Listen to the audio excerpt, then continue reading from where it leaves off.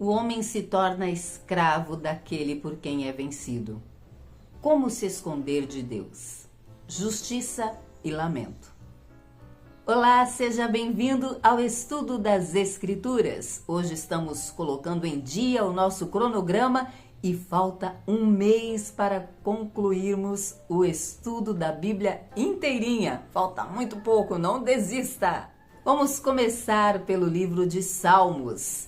Salmos 139, que é o título do vídeo de hoje. Algo impossível de acontecer é se esconder de Deus. É o que o salmista está dizendo nos versos de hoje. O salmista diz que não há lugar para onde ele vá que possa se esconder de Deus.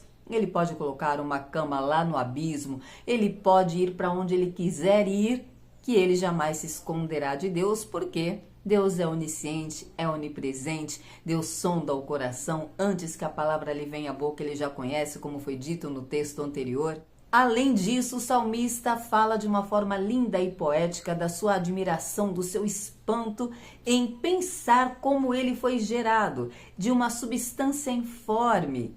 Você já parou para pensar nisso? Que todos nós saímos de um líquido, de uma substância informe?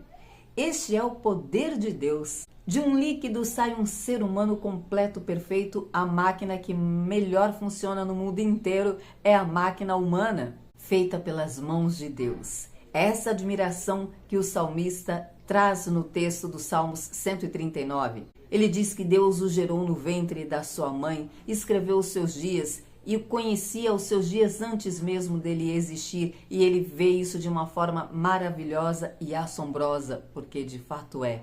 Então, como se esconder de Deus? É impossível. E não é propósito de Deus que o homem se esconda dele. Na verdade, Deus colocou uma luz no homem para ele ver o homem. O texto de Provérbios diz que o espírito do homem é a lâmpada do Senhor. Ele sonda o seu coração todos os dias, porque ele quer estar em contato com você todos os dias. Para isso, Jesus sacrificou a vida dele, para haver relacionamento entre Deus e o homem. E o seu coração é totalmente desnudo na presença do Senhor. Por mais que você tente, é impossível. Ele sabe exatamente o que você pensa. Justiça e lamento no texto do profeta Ezequiel. Estamos em uma sequência de relatos de cidades, nações que estão sendo julgadas por Deus, e sempre a sequência é: Deus fala do julgamento e depois manda que o profeta levante um lamento acerca da cidade ou do rei daquela cidade, como foi o caso do rei de Tiro. O lamento de hoje é sobre a cidade do Egito. Sempre vem um texto muito detalhado de todo o poder, da riqueza, a luxúria, a grandeza da cidade que Deus estará sentenciando, julgando.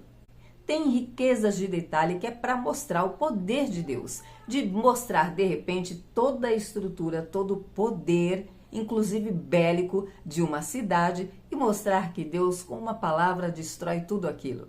Então o profeta sempre relata no texto a grandeza da cidade com riquezas de detalhe e também o que Deus fará com riquezas de detalhe, mostrando assim toda a soberania, poder, grandiosidade do Senhor, que não se deixa zombar e deixa sempre registrado, e saberão que eu sou Deus.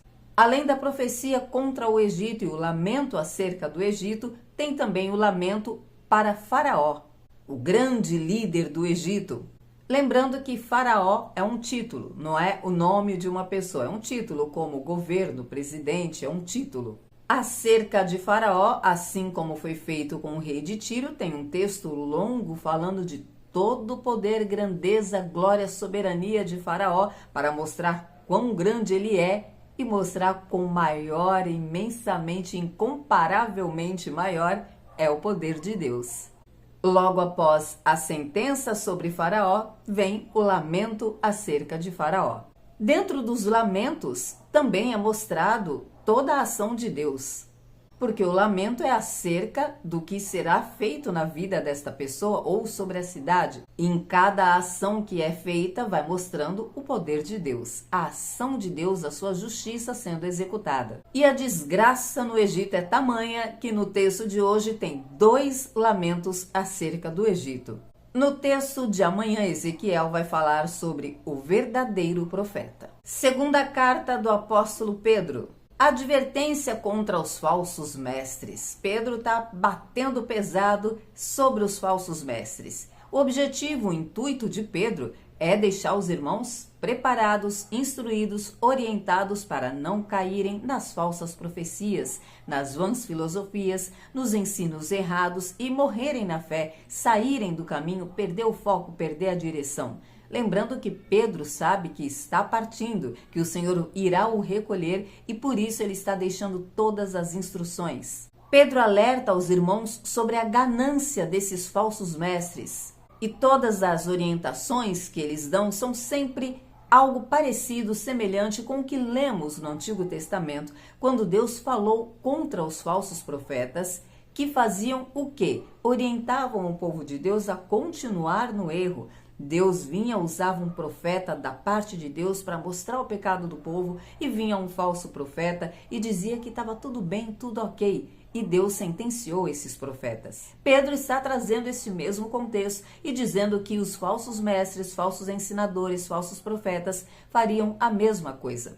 Ou seja, ensinaria o homem aquilo que ele quer ouvir. Passar a mão no pecado, dizer que está tudo certo, prometer coisas que ele não pode cumprir. Extorquir, tirar dinheiro, tirar vantagem sobre os menos instruídos, e por isso Pedro está trabalhando, se empenhando para que esses irmãos sejam instruídos, porque a pessoa que não tem instrução cai facilmente em qualquer palavra. Basta ter alguém que fale bem, que se coloque bem, que tenha uma boa oratória, que ele consegue roubar e ganhar o coração daquele que tem menos conhecimento, menos instrução. Mas o conhecimento da palavra de Deus está disponível a todos. Por isso Pedro falou no começo de sua carta que ele fazia questão de deixar registrados seus ensinamentos, justamente para que todos tenham acesso ao entendimento.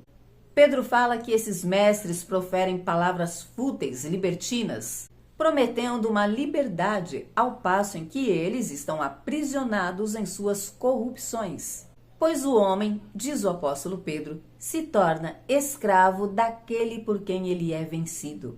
Pedro está dizendo que quando o homem é vencido pelo pecado, ele se torna escravo do pecado. E então Pedro traz uma palavra dura. Ele diz assim: se aquele que foi liberto, foi livre pelo evangelho de Cristo, já havia saído da escravidão do pecado, foi limpo, foi purificado, e aí volta para o erro, teria sido melhor para esta pessoa que nunca tivesse conhecido o evangelho. Seria melhor do que ter conhecido e depois dar as costas para ele. É como dar as costas para Jesus. E Pedro usa um provérbio popular para comparar este homem que toma esta atitude de sair do caminho da purificação e voltar para o pecado de onde ele já foi tirado.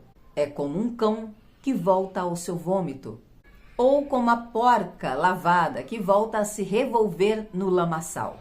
Assim é o homem que, após ter sido liberto do pecado, purificado pelo sangue de Cristo, resolve dar as costas para o Senhor e voltar para a prática do pecado. E no próximo vídeo vamos concluir a segunda carta do apóstolo Pedro. Eu te espero aqui, se Deus disser que sim. Até lá!